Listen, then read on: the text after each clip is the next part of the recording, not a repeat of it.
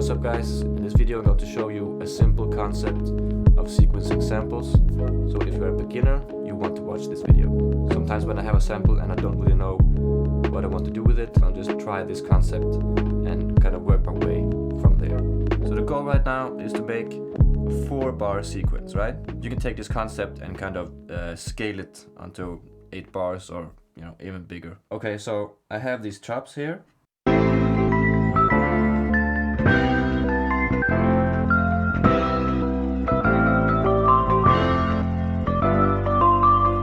Obviously, I'm not going to use all of these chops. For the first bar, I'm going to play this. And for the second bar, I'm going to repeat that first bar. And for the third bar, I'm going to use the same chops that I used in the 2 earlier ones, except that I'm going to change it up a little bit.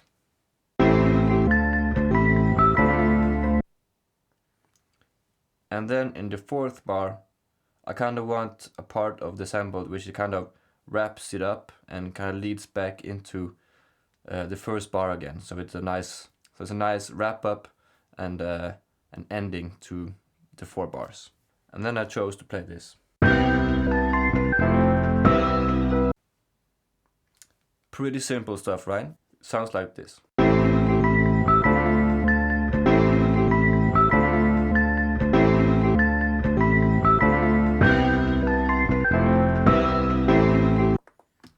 And it sounds way cooler with drums on it, so I'm gonna add that now. I'm gonna turn on a bunch of effects that I had on here. And then I'm turning my drums back on. And after you add drums, and also bass if you want to, it can sound like this.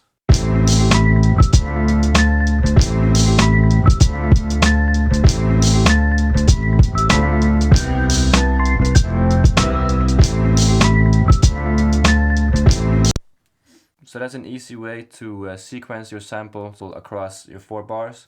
Obviously, as I said, you can bring it onto a bigger scale, onto 8 bars as well, where you can have kind of a more minor change at 4 bars and then have a much bigger change and wrap up at 8 bars.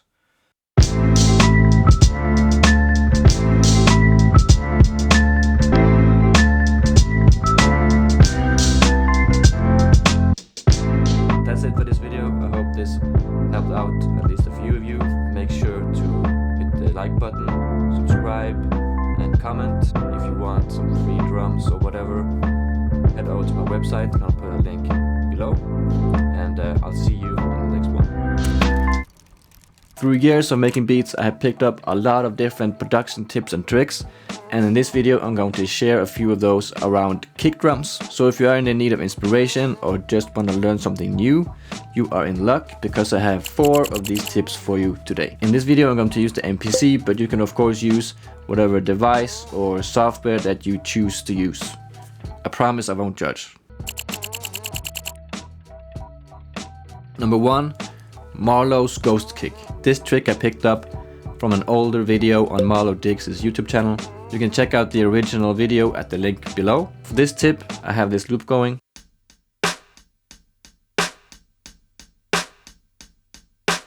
There's no kick in this drum loop here, so I want to add a kick on the 1 and the 3 with a kick just before, which is classic hip hop stuff.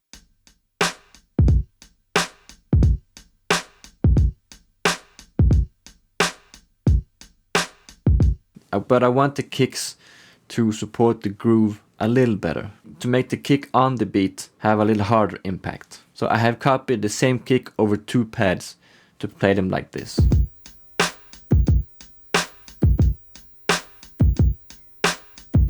And to achieve what I want, I'm going to take the early kick to the pad mixer and turn down the volume, making it into a ghost kick. If you don't know what that is, it's kind of like a supportive kick to the main one, and the main one is the one that is like the loudest and on the beat.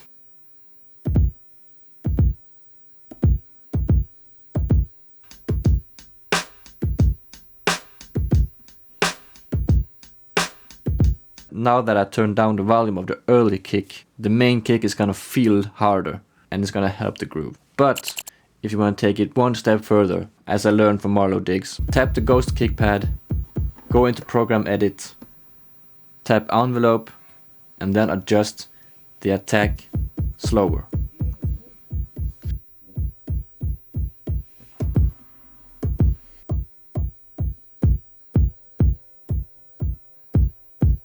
Earlier it just sounded like the main kick played at a lower volume, but now it sounds like a completely different kick that is played softer than the main one.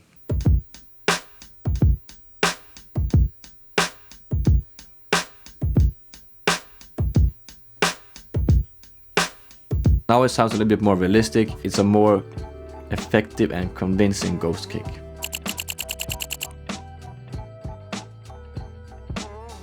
Number 2, quantized Dilla. This tip is inspired by something Jay Dilla did, most notably on JD43, where he used note repeat function on the MPC to program the kick drums. If you don't know what note repeat is a function that repeats the sound on the pad that you hold down. How fast the sound is being repeated depends on the set note value. If you press and hold the note repeat button, note repeat is engaged and the note values pop up at the bottom of the screen. You have to hold down note repeat button for it to work, but you can also latch note repeat if you press shift first or by double tapping the note repeat button. A little side note here, make sure the time correct is turned on, otherwise note repeat won't function.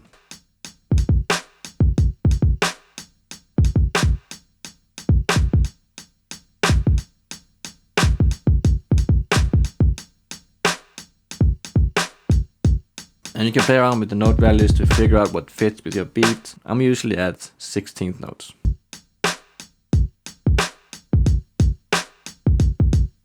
You can also use this technique for ghost kicks, supporting the main ones. Play with it, have fun with it.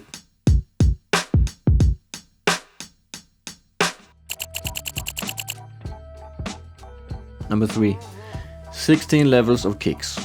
If you want to approach a more realistic sounding kick drum pattern, you can use 16 levels for that. If you don't know what 16 levels is, it is a feature that copies the sound on a chosen pad over all the 16 pads, but with different values added to them, which is determined by the type of 16 levels you choose, like velocity, filter, tune, and as many more. For this tip we're going to use the velocity type. Pad 16 has the highest velocity, it is the loudest, so I'm going to play the lower volume pads to support the highest one. This is a common trick, but people use it very differently. Some people choose one low and then play that to support the highest one.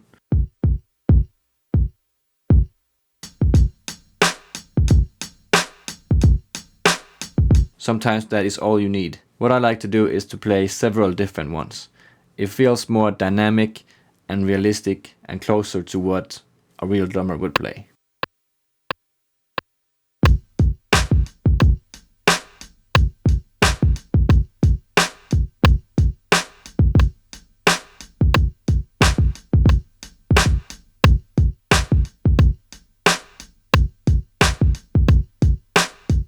There's no sample on top of here, so obviously if there were, I would adapt my playing to whatever the drums was supposed to be supporting. 16 levels is recorded as automation data on the MPC, so remember to enable automation right before you record.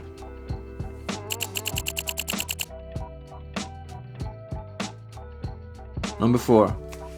Stolen drums alternative pocket technique. This is an interesting technique to play around with, more useful with older MPCs than modern ones, but it's still an interesting tool to have. I learned this from Stolen Drums. He did a video on the Very Sick Beats YouTube channel where he showed how to do this trick on an MPC 2000 XL, and I put a link below so you can check that video out yourself. For this tip I have a beat already programmed. What I want to do is to shift the kicks over so that it sits in the pocket, but I'm not going to edit the MIDI notes. So I'm heading over to the sampler, setting it up to resample the output.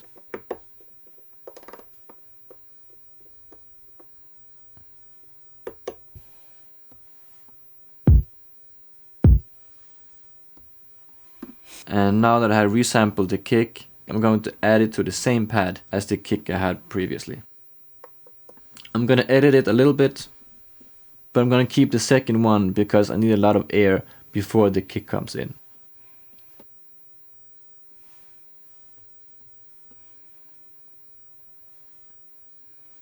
Now let's head into Program Edit and enter the Sample tab. In here you can adjust the start and end time of the sample that is being triggered by the program. Now that I have a lot of quiet before the kick sound comes in, I can adjust the pocket of the kick by adjusting where the start time is going to be.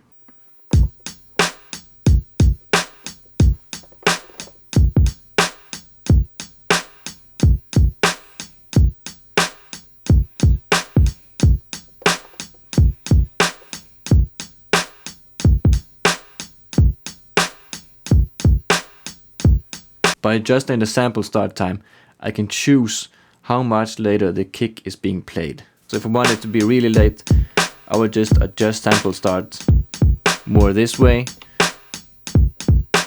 But if I want it to be tighter, I can just put it closer to the kick sound.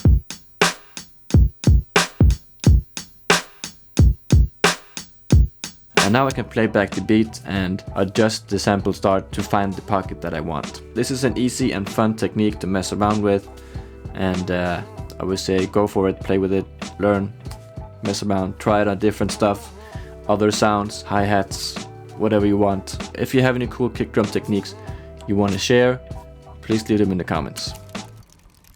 After owning the MPC Live 2 for almost a year, I think I have finally found a way to make it sound like I want to. It's just, I was dreaming of getting that nasty MPC sound. Modern MPCs does not have sound artifacts like they used to. What about vintage mode? Vintage mode, although it sounds nice, it only takes you part of the way, in my opinion. It's probably very accurate, but it's not enough for me. I'm gonna show you how to get that old school sampler sound that I like without using vintage mode. Wait a minute.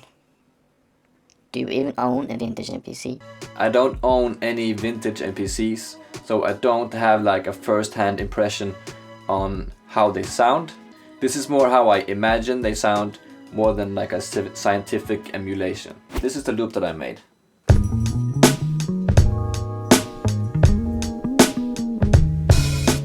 In the main screen, press the I button and press the crown button over here to access the master channels, and you can choose whichever you want, but I'm gonna use the main outputs. Scroll down to harmonic, air lo-fi, open it up. I know some of the processing I'm about to apply is emulating analog gear, and I also know that sampling isn't analog, it's digital. So let's just pretend that we are using a old school hardware sampler and then tracking it out to a tape which is in the analog domain. Okay. Okay, so there's 3 different parts on the main screen in Air Lo-Fi, and there's also an LFO in here. I'm not going to use that one. This is kind of the digital domain. Old hardware samplers, they didn't have the bit depth that we have today. We could turn that down to like 12. Let's just see how that sounds.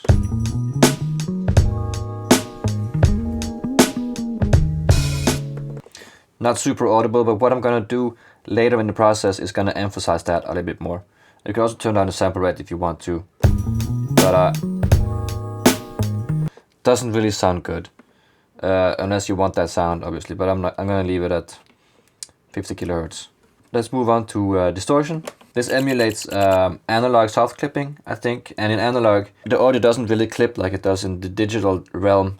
It just kind of gets smashed in a nice way, and you can hear it especially on the open hat later.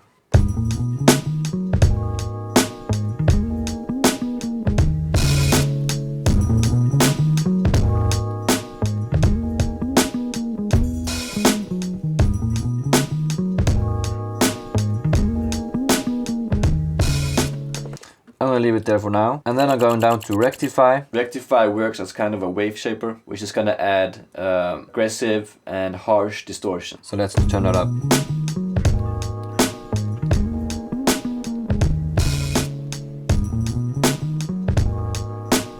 Take a listen to the open hat now.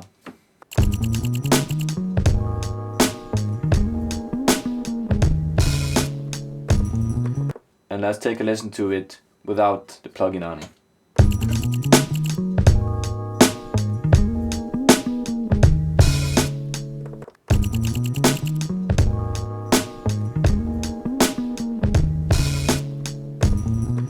I love that sound. The crunchy open hat. Love that shit. That's my jam. Let's add a little bit of noise. Noise modulation adds noise, obviously, and gear can be noisy, and that's what it is emulating. It just adds a nice texture, especially to the drums.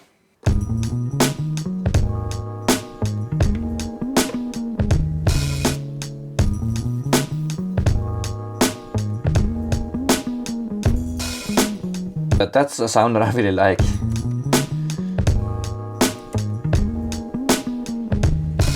One thing that's a lot of fun is to put these lo-fi effects on the master bus before you start making a beat. That way it feels like you're making a beat with an old school sampler. Let's say you want to add a little bit more processing. We can add compression. I'm gonna use the vintage one because the vintage one emulates hardware compressors. I'm just gonna use a preset, light comp. I'm just gonna try and set the release.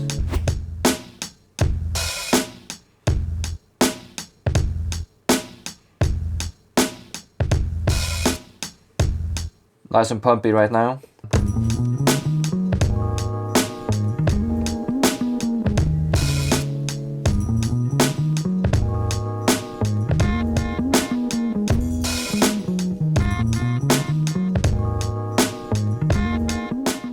If you don't want the processing to affect the sample, you can just put these effects on the drum track instead. In this case, the sample is from a vinyl record, so I might just do that and put the processing on just the drums. Vinyl sample doesn't need to sound more dirty than it already does. But if it was a super clean sample from like a sound library or something like that, I would definitely just leave it on the master bus.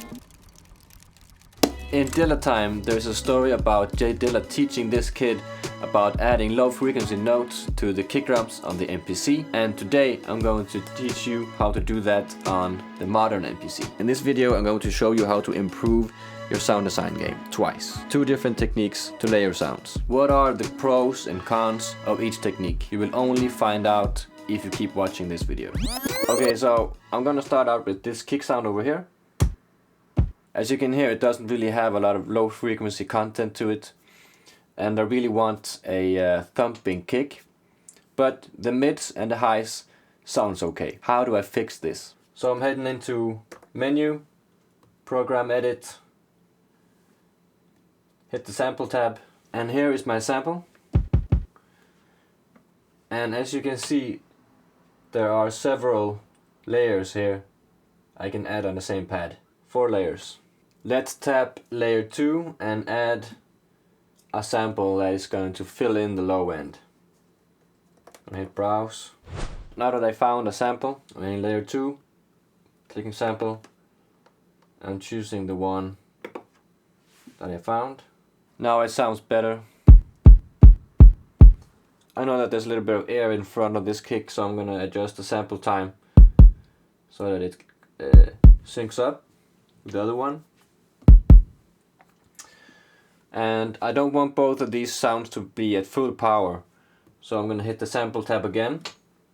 Over here I could adjust the volume of each layer, and here's the panning of each layer, and over here is the pitching of each of the layers. So what I'm gonna do is I'm gonna turn down this one.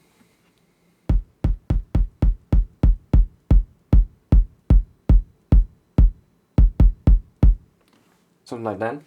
A downside to layer samples like this, putting them on the same pad, is that I can't put effects on the individual layers. I'm a little bit worried about things being muddied up in the low frequencies. What I'm gonna do to fix that is that I'm going to pitch the subby kick down a little bit.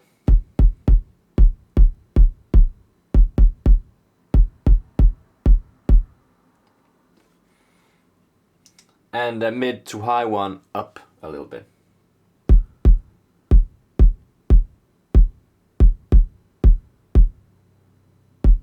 And now it is a little bit cleaner sounding. The third samples tab has tools for offsetting each individual layer if you want one sound to come in earlier or later.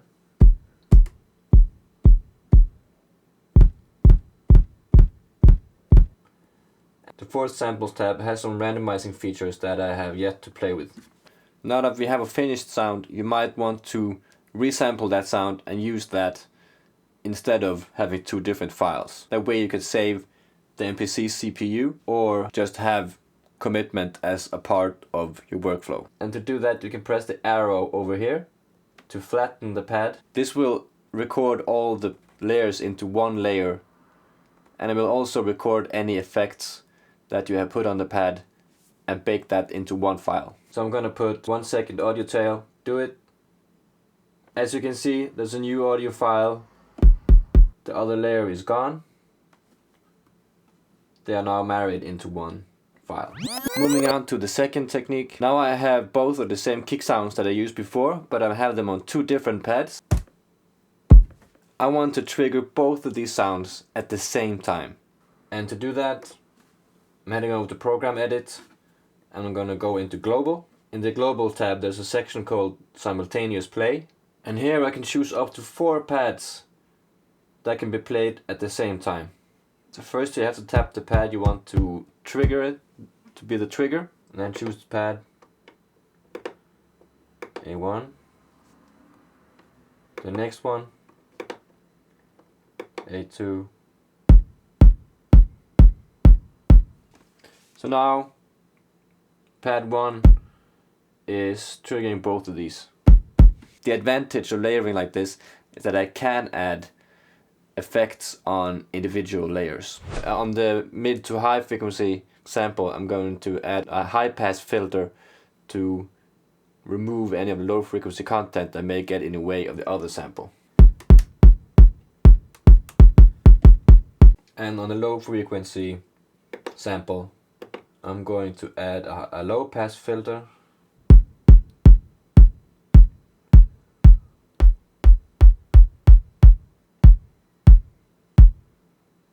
And now it's pretty cleaned up. And there's only a little annoying thing on the mid kick. There is a little bit of a click in the end. So I'm just gonna fade that one out. So this is the cleanest way to layer sounds. But I like it dirty, so I'm probably gonna do it the other way. The downside of this method is that you can't flatten two pads into one another. If you want to do something similar to that, you have to head into Sampler, set up resampling, record, add the new sample,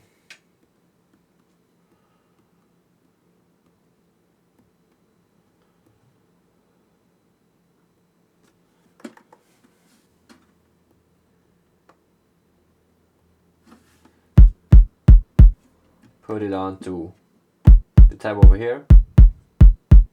And if you want to save the CPU, you have to go and remove the effects, or you could just clear both of these pads and just use the new one over here. Let's say you want to auto chop like they did on old school MPCs like the MPC 3000 or the MPC 2000. Hey, old APCs couldn't auto chop. Yes, they could. With this secret auto chop technique, any MPC can auto chop. What? Some people call it the J Dilla auto chop, but more about J Dilla later. I'm going to show you how to do this secret auto chop technique on your MPC Live 2 or any modern MPC. This way of auto chopping is actually faster than the actual auto chop on the MPC. For this video I chose a classical sample, and I chose that one because it has a lot of changes throughout the clip, and that way it will be easier to understand what is going on. And the sample sounds like this.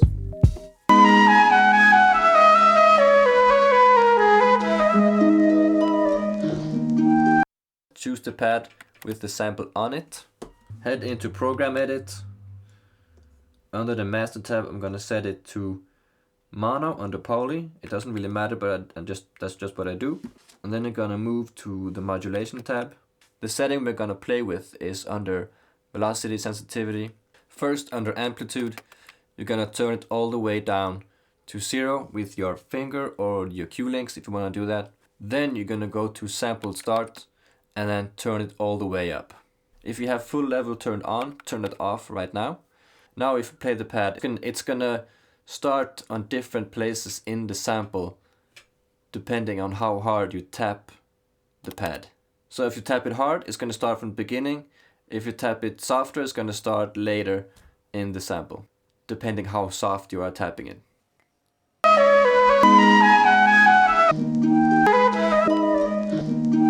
To take full advantage of this, we're gonna press the pad and then choose 16 levels.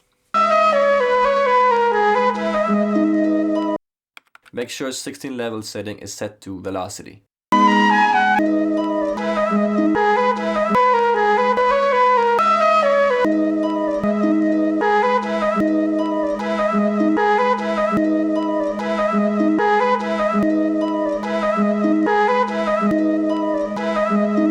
As you can hear, the sample will start from the top over here and then start at different points throughout the pads, effectively chopping it into 16 parts automatically. You can play with the length of the sample and that's gonna affect how it is chopped in the 16 levels. Let's try to record something. Before you record something, make sure to enable automation bright.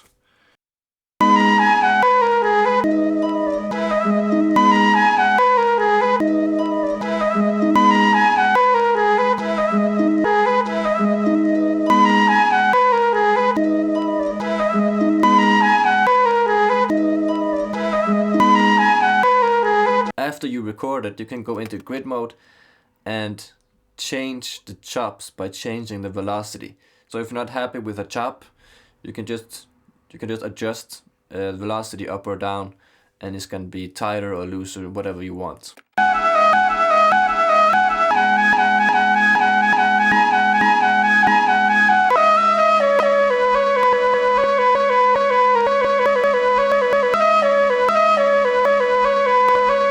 How do you know J Dilla used this technique? I don't know for sure if J Dilla did this technique, but I'm pretty sure he knew everything there is to know about his sampler. And he was kind of the first one to chop in the middle of vocal samples, which sounds like something that would be a product of auto chopping like this. Anyone that have used any auto chop feature knows that it's not perfect and that mistakes can happen, and I guess J Dilla just embraced those mistakes. I have been finishing up a beat tape that is going to come out soon. Every time I work on a project intensely like that, I always find new ways to procrastinate. And this time around, I started making different key group instruments on the MPC, just like this lo-fi-esque sounding instrument.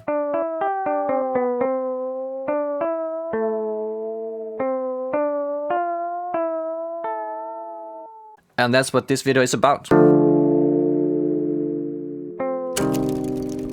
It's pretty easy to make an instrument in the MPC's key group. I use it all the time for bass, but you have to have a cool sound to put into the key group. For a while I have been wanting to sample my bass into my SP505 and make some kind of instrument that didn't sound like a bass. So that's what I did for this project. I couldn't connect my bass directly to the SP505, so I had to connect it to my audio interface and then record the output from the audio interface into the SP505. On the SP505, there are 3 different audio quality settings that you can choose from. The one that is called standard is 44.1 kHz, standard CD quality. And there's a setting called long, which has around 22 kHz sample rate and allows for longer recording time. And the last one is called lo-fi, which is about 11 kHz, which is what I used for this project. I recorded a few C notes from different places on the bass, a mid note, a high note,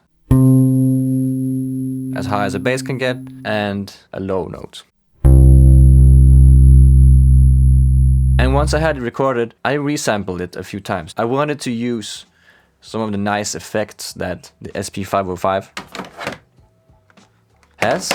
Also kind of tune my sound. On my first resampling pass, I don't quite remember what I did, but I must have done some compression, and there was also a goal of mine to kind of remove some of the low frequency from the sample, because I didn't want it to sound too much like a bass.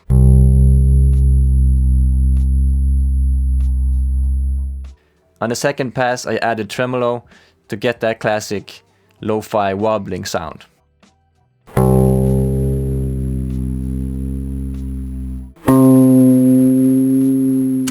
Now that I was done on the SP, I recorded the sound into the MPC and normalized it. For some reason it was recorded kind of weird, not loud enough on one of the tracks, but that doesn't really matter because I was going to make it mono anyway. If you don't make it mono, it might sound muddied later. For instance, if you play like a chord, there's going to be one stereo sound playing for each note that you're playing. After making it mono, I extracted each of these sounds into separate files. I could chop them up like I would on a regular sample and put them into a program. This is just another way to do that. Now it's time to put the sound into a key group program. So I made a new one, renamed it, and after that I went into program edit and added the brightest sounding of my samples into the first sample layer. A feature that is pretty cool in key groups is that you can have different sample layers cover different note ranges on the keyboard. For instance, if you have like a low note, that low note can cover like the two lowest octaves, and then a mid note can cover the next two, and so on. That might give you better results than having one sample to cover the whole spectrum. That was originally my plan, but I didn't like the transitions between the different octaves when it changed sample. So I decided against that, and now I'm going only with one sample. It's the brightest one, but it's on the brightest one on the bass, so it's pretty much in the middle anyway. I decided on a note range from C1 to B6. I don't see any reason to go below that, and also playing it super bright is gonna sound silly anyway. And now the key group is ready, but there was one thing I felt that was missing.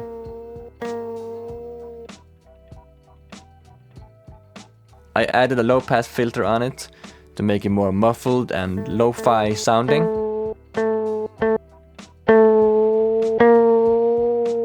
I also experimented with adding a little bit more wobble to it inside the key group. In the end, I decided against it. There's enough wobble in the sample already. Now all that is left to do is to make a beat.